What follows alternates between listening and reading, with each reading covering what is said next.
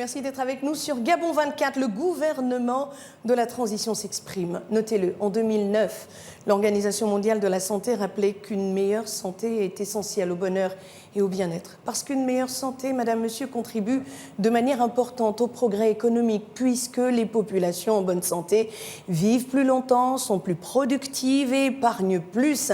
C'est d'ailleurs pour cela que les Nations Unies consacrent l'objectif 3 de ces objectifs de développement durable à la santé, permettre à tous de vivre en bonne santé et promouvoir le bien-être de tous à tout âge sont les conditions essentielles au développement durable. Et au Gabon, le gouvernement de la transition représenté dans ce parcours du gouvernement s'exprime par le ministre de la Santé, va nous faire le point des chantiers prioritaires dans son secteur et nous dire ce qui a été fait. Et je reçois pour vous Adrien Mougougou, ministre de la Santé, et je précise des Affaires sociales.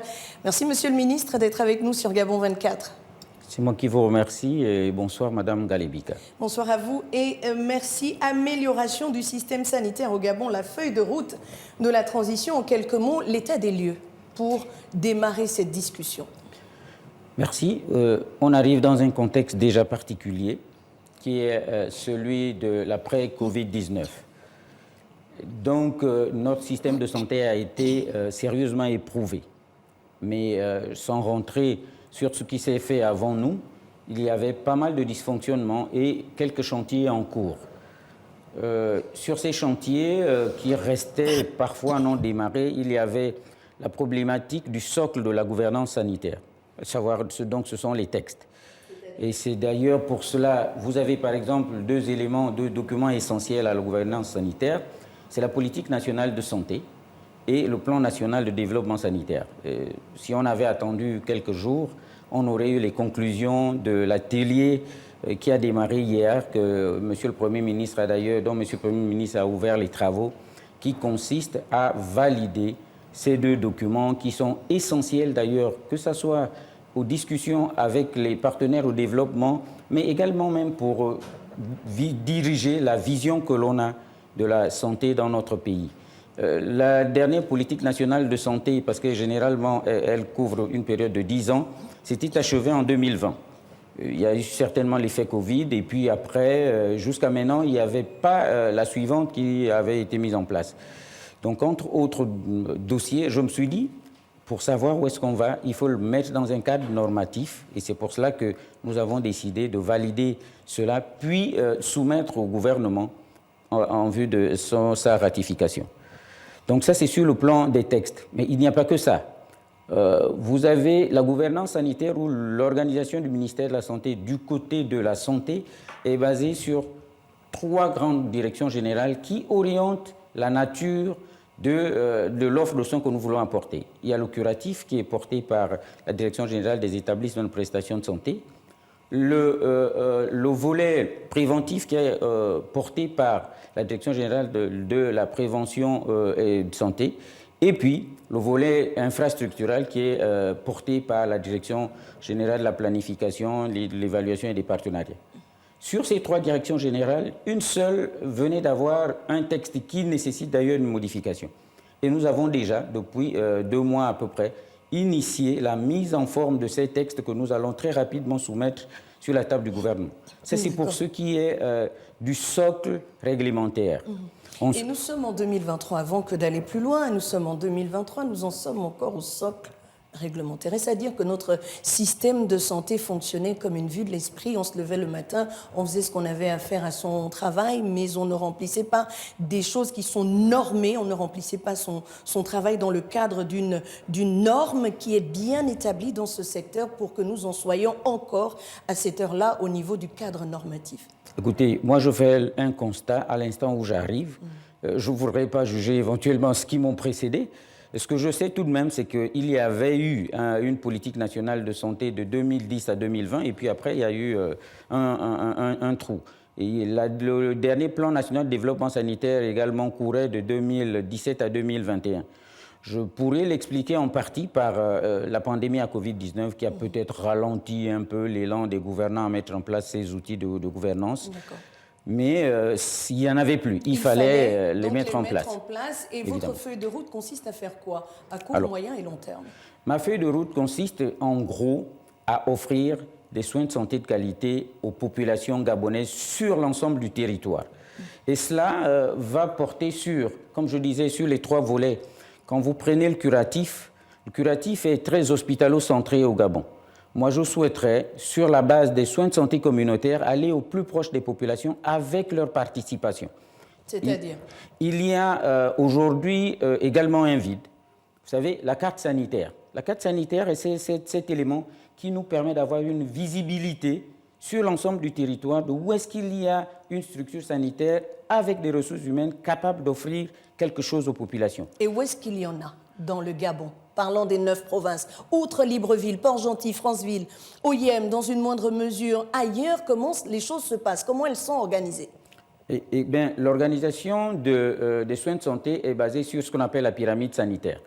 Il y a un premier niveau qui, logiquement, aujourd'hui, malheureusement, qui est quasiment inexistant. Parce que si vous allez au village comme moi, vous avez vu récemment, j'ai fait quelques provinces du pays, il n'y a quasiment plus de cases de santé, il n'y a plus d'infirmerie, il y a tout au moins, à quelques endroits, des centres de santé ou des hôpitaux départementaux qui nécessitent tout de même un certain nombre de moyens pour pouvoir soit les réhabiliter, et certains sont même à reconstruire. Et puis ensuite, vous avez le centre hospitalier régional, là aussi, qui nécessite un certain nombre de moyens pour les équiper, pour les réfectionner.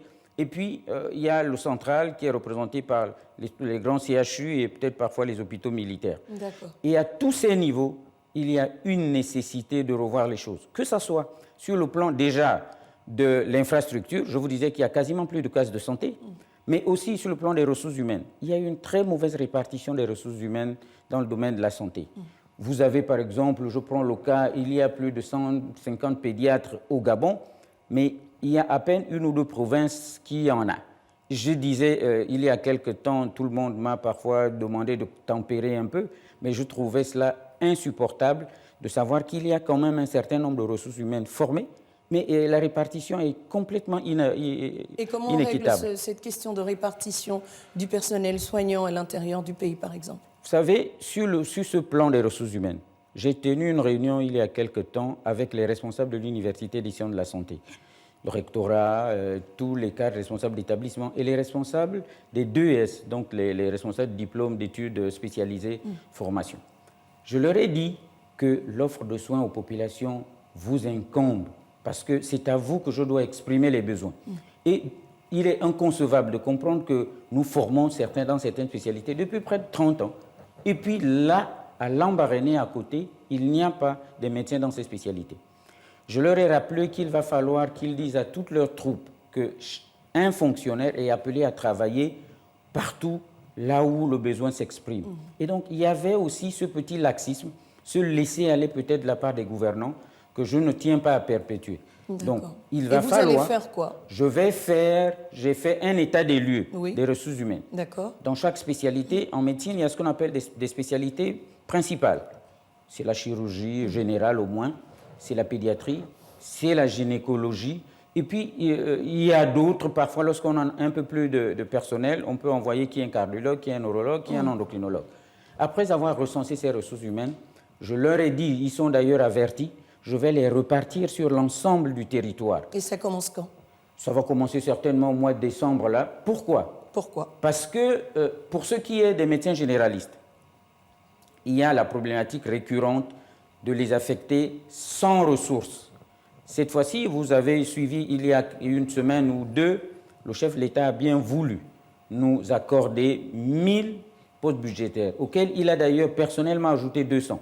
Donc j'attends là que la fin du mois, que chacun soit au moins salarié, et il n'y aura plus de raison que quelqu'un dise qu'il n'aille pas à l'intérieur du pays parce qu'il n'a pas de salaire, parce qu'il n'en a pas les moyens. Et justement, parlant de l'intérieur du pays, dans la continuité, Monsieur le ministre de l'État est une vue de l'esprit, vue par certains. Chaque projet meurt avec son initiateur ou son porteur. Le précédent gouvernement, loin d'en faire un procès, le précédent gouvernement avait initié un programme de réhabilitation, de transformation de certains hôpitaux qui devaient changer de niveau, justement, puisque vous parliez de la réorganisation et de ces différents niveaux. Où en sommes-nous avec ce projet? Est-il mort? Est-il enterré définitivement? Vous arrivez avec une nouvelle vision? Où en sommes-nous? Alors, la nouvelle vision également prend en compte l'existant. Le projet n'est pas mort. Vous avez vu, il y a l'AFD d'ailleurs qui récemment, après plusieurs rencontres avec eux, est allé sur Franceville. Vous avez, rien que dans le cadre de ce projet PASS 2 avec l'AFD, 8 structures sanitaires qui vont quasiment passer de centres médicaux à hôpitaux départementaux dans 4 provinces du pays. Le Haut-Ogooué, l'Angounié, le Wellington et le Goué-Ivindo. Très bien. Dans ces provinces, il y a également la réhabilitation et l'équipement des centres hospitaliers régionaux. Récemment, à Port-Gentil, il a été redéployé, par exemple, un incinérateur, des échographes. Les centrales d'oxygène sont en train d'être réhabilitées. Nous venons tout récemment de redéployer certains scanners qui étaient destinés à certains hôpitaux de Libreville vers l'intérieur du pays, tels que notamment Koulamoutou, notamment Mouila, et nous allons poursuivre dans cet élan. C'est une chose de déployer, c'est une autre d'avoir des personnes capables de les utiliser. Est-ce que ça existe aussi à l'intérieur du pays? Ça n'existait pas jusqu'à maintenant, mais comme je vous le dis, je vais les affecter. Très bien. Parce que pour ce qui est, par exemple, de la radiologie, fort heureusement, depuis 4-5 ans maintenant, on a mis en place un diplôme de formation spécialisé en radiologie. L'année dernière, nous en avons formé 9. Sur les 9, il y a peut-être 3 qui sont hospitalo-universitaires, qui resteront à Libreville parce qu'ils devront rentrer dans le cadre des formateurs. Mais tous les autres, certains ont déjà été redéployés. Et je leur ai rappelé, pour ceux qui n'avaient pas regagné leur poste d'affectation, qu'il faut qu'ils les regagnent, sous peine que la loi s'applique à eux, évidemment. Donc, et votre message a été entendu? je pense. Et ils n'ont aucun intérêt à ne pas l'entendre. D'accord. Nous allons poursuivre parce que nous n'avons malheureusement pas beaucoup de minutes. Et je vous le dis, hein, le gouvernement s'exprime sur les chantiers en cours depuis sa prise de fonction. Je parle bien entendu du 11 septembre, date de l'entrée en fonction des membres du gouvernement de l'équipe Raymond Dong Sima. De nombreux usagers se plaignent du fait que tout est concentré sur les principales villes. Donc, vous avez grandi dans ce pays où il y avait des dispensaires. Ils n'existent quasiment plus à l'intérieur du pays. Oui, on change de niveau pour certaines structures, mais qu'en est-il de ces structures de base qui permettaient de répondre à des besoins spécifiques comme la prise en charge des maladies simples comme le paludisme, bien que ce ne soit pas simple médicalement? Alors, vous savez, comme je le disais tantôt, il était nécessaire de mettre en place un socle, une boussole, la politique nationale de santé. Parce que ça prend en compte tous les piliers. D'accord. Pour ce qui est du pilier préventif, moi je vous apprendrai que moi j'ai grandi au village. Et j'ai été vacciné dans mon village. Je n'avais pas eu besoin d'aller en ville pour me faire vacciner. Donc il est aujourd'hui vraiment aberrant qu'il n'y ait pas dans ces villages des structures qui permettent d'apporter et des soins de santé primaires et des soins de santé curatifs. Parce que, vous savez, les indicateurs de santé ont considérablement diminué ces derniers temps-ci. Et donc, pour pouvoir faire en sorte qu'on améliore ces indicateurs, je vous prends rien que la vaccination. Certaines études vous disent en 35 au maximum 50% des populations gabonaises, la petite enfance notamment, est vaccinée. Il faut remettre en place, pour ce qui est de ce pan préventif, toutes les bases épidémiologiques, ce qu'on appelait les secteurs de santé, pour qu'il y ait un redéploiement de ces vaccinateurs, par exemple, pour ce qui est de la vaccination, sur l'ensemble du territoire. La question, c'est quand est-ce que les petites structures, normalement, comme les dispensaires, les petits centres de santé, vont revoir le jour à l'intérieur du pays? Alors, je veux vous dire de façon précise, s'il vous plaît, avant de partir à l'intérieur du pays, dans le programme 2024, nous avons inscrit, rien que même d'ailleurs pour la périphérie de Libreville. Vous savez, Libreville, tous les centres médicaux sont quasiment vers le centre-ville. Nous allons construire un programme de construction de 10 centres de santé dans les quartiers les plus reculés de Libreville. Et je vous disais, avant de dire que nous allons investir tant ou reconstruire tant de dispensaires, lorsque je suis arrivé pour faire un état de lieu, je vais vous dire quelque chose. On m'a présenté une carte dans laquelle il y avait encore des dispensaires partout dans le Gabon. J'en ai rigolé. Je leur ai dit que je ne suis pas d'accord avec ça parce que moi, je connais les villages du Gabon. Il va donc revoir cette carte sanitaire, voir quelle est la case de santé qui est... Toutes sont quasiment fermées. La carte sanitaire qui vous a été présentée n'était pas réelle? En faisant l'état de lieu, en fait, c'est quoi une carte sanitaire? C'est un document qui vous permet de dire à tel endroit, il y a tel type de structure sanitaire. Tout à fait. Mais on me dit qu'il y a une case de santé dans mon village, par exemple en Doubi. J'ai dit ça n'existe plus depuis des années. Et Dieu seul sait, j'ai fait l'intérieur du pays. Et donc, avant de dire on va construire, on va réhabiliter, il faut d'abord savoir c'est quoi l'existant. Parce que là où il y a une case de santé, on ne va pas dire... Et vous avez cet état des lieux aujourd'hui? Je ne l'ai pas encore. Je ne l'ai pas encore. Puisqu'on poursuit l'audit? Voilà, effectivement. J'ai décidé de commettre une mission de mes services pour qu'ils fassent l'ensemble du pays, mais ils ne partiront pas forcément de Libreville. C'était tout ça les incongruités. Il y a ce qu'on appelle les directeurs des régions sanitaires et les inspecteurs des régions sanitaires, qui ont du personnel déjà au moins provincial. On n'a pas besoin de se déplacer de Libreville. Ce haut fonctionnaire qui est là-bas avec son équipe devrait être capable de faire le tour des villages de sa circonscription et nous dire tel est dans tel état, tel est dans tel état, tel est dans tel état. Et puis ensuite, nous prendrons cela, nous verrons qu'est-ce qu'il y a à réhabiliter, qu'est-ce qu'il y a à reconstruire, parce que je vous ai dit que les soins, sur le plan de l'offre et de l'accès aux soins, ça doit partir du village.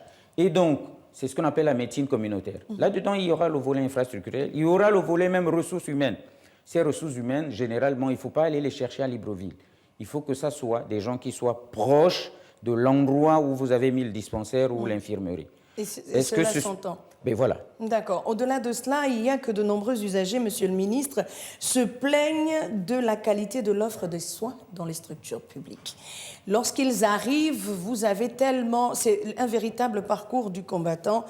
Et pourtant, il existe des plateaux techniques dans les grands CHU, mais ils ne sont pas fonctionnels, disons-le, telles que les choses se présentent, pour effectuer des examens, par exemple. Comment expliquer aujourd'hui cet état de fait et comment on change les choses? Merci. Là encore, vous savez, le corollaire de tout ça d'ailleurs, c'est quoi? C'est une perte de capitaux par le pays. J'ai également eu quelques réunions avec les responsables de la CNAMGES. On arrivera peut-être à ça. À cela, oui. Mais vous imaginez, l'enveloppe des évacuations sanitaires a bondi de 3 milliards, prévu à peu près, à 12 milliards en 2022. On est sur la même lancée en 2023. Pourquoi? Parce que simplement, soit le plateau technique n'était plus à même de pouvoir répondre à la demande des populations, mais parfois aussi, écoutez, au niveau des médecins, je leur ai dit, je les ai responsabilisés dans le fait que je ne les trouvais pas assez courageux parfois pour prendre certaines décisions. Il y a également au niveau des populations, mais il faut que les populations apprennent à en faire confiance à leurs médecins. S'il n'y a que des Gabonais pour soigner les Gabonais, c'est utopique de penser qu'il n'y a que ailleurs où ils peuvent être soignés. Je puis vous rassurer, au Gabon, il y a de bons médecins. Il y a un minimum de choses que nous nous attelons à corriger, mais il faut que, je leur ai dit, qu'on va même bientôt arrêter les évacuations sanitaires. Il faut que les Gabonais prennent leurs responsabilités. Mais avant d'arrêter les évacuations sanitaires, est-ce que l'on s'est assuré de ce que les plateaux techniques dont nous disposons et la qualité de la ressource humaine répond à toutes les problématiques qui sont traitées lors de ces évacuations sanitaires? Vous savez, quand je dis arrêter, évidemment, on n'arrêtait pas tout. D'accord. Nous sommes en train de remettre, comme je vous dis, sur pied un certain nombre de structures sanitaires, y compris à ce niveau. On prend le cas de la radiothérapie de l'Institut de cancérologie d'Akanda, qui est l'une des poches qui creuve énormément le budget des évacuations sanitaires. Il y a un projet en cours, je pense que d'ici janvier au plus tard février, on devrait avoir racheté de nouveaux appareils de radiothérapie, ce qui permettra de ne plus évacuer des gens pour faire de la radiothérapie. Il y a la question de la chimiothérapie pour rester dans les cancers, puisqu'on est dans les mois des cancers. Il y avait que, même pour aller faire des injections à un patient, il fallait les évacuer. Parce qu'il y avait un problème d'approvisionnement de ces drogues-là au niveau local. Ça rentre... Qu'est-ce que vous appelez drogue? Les drogues, c'est des médicaments, excusez-moi. Des médicaments de chimiothérapie, généralement, on les appelle des drogues. D'accord. Mais ça rentre dans le cadre de la restructuration de l'Office pharmaceutique national. Nous avons dit, moi, j'ai regardé, j'ai dit, mais comment on va mettre quelqu'un dans l'avion, avec un accompagnateur, avec un médecin parfois, parce qu'on doit aller faire injecter quelque chose, des médicaments à quelqu'un en Turquie, au Maroc. Je n'ai rien contre. Je leur dis, il faudrait qu'on étudie la possibilité très rapidement d'acheter ces médicaments et de le faire sur place. Tout à fait. Ce n'est pas des schémas thérapeutiques qui ne sont pas connus avec les nôtres. Il suffit de taper, d'ouvrir une page Google parfois, et puis vous voyez ce qui se fait aux États-Unis, en Chine. Et c'est d'ailleurs ce qu'on reproche aux médecins gabonais, c'est de fonctionner sur Google. Hein. C'est une mauvaise Non, presse qui leur est faite. Hein. Les médecins gabonais sont de très bons médecins et c'est assumé, tout le monde le leur reconnaît. Mais à l'endroit des praticiens, et ça je vais vous le dire, il est reproché l'orientation systématique vers les structures privées. Est-ce que là aussi, il y a des garde-fous qui ont été mis par vous ou qui ont été vus ou peut-être relevé par l'audit en cours pour régler définitivement cette question. On arrive au public, le médecin n'est pas là. Vous prenez rendez-vous dans 3 mois. Il faut aller à la clinique là-bas. Il est là-bas, mais il faut débourser 20 000. Oh, moi, je n'ai que la CNAMGS, je ne suis même pas payé au SMIC. Comment on règle ces questions de fond, monsieur le ministre? Vous savez, tout ça, ce sont des incivilités qui sont reprochables, pas seulement au personnel de santé, mais à toute la population gabonaise. Tout à fait. Je pense que la levée des couleurs et le chant de l'hymne national impulsé par le chef de l'État aujourd'hui va amener tout le monde à un peu plus de conscience. Nous exigeons aujourd'hui un minimum de pratique de ces médecins au sein des structures sanitaires.